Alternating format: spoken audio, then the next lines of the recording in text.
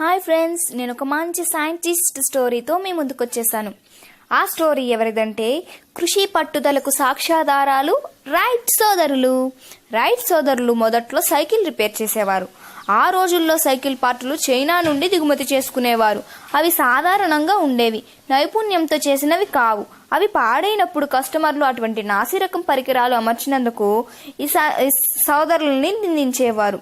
అది ఒక ఛాలెంజ్గా తీసుకుని ఆ సోదరులే సైకిల్ పరికరాలను చేయాలి అని నిర్ణయించుకున్నారు. ఆ పట్టుదలే అత్యంత నైపుణ్య పరికరాలను తయారు చేసేలా చేసింది. అదేవిధంగా వారు విమానం కనిపెట్టాలని ప్రకటించినప్పుడు ఊరు పెద్దలు ఫక్కున నవ్వారు.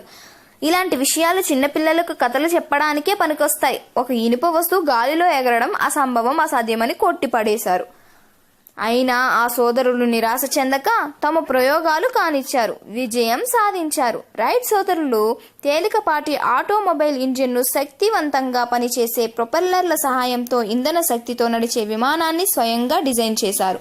1903 డిసెంబర్ 17న ఉదయం తొలిసారిగా విమానాన్ని గాల్లోకి ఎగిరించే ప్రయత్నం చేయగా 12 సెకండ్లు మాత్రమే అది గాల్లో ప్రయాణించింది.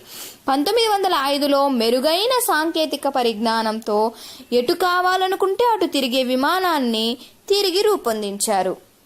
తెలుసుకున్నారు కదా ఫ్రెండ్స్ రైట్ సోదరుల గురించి. Thanks for watching. Like, comment, subscribe.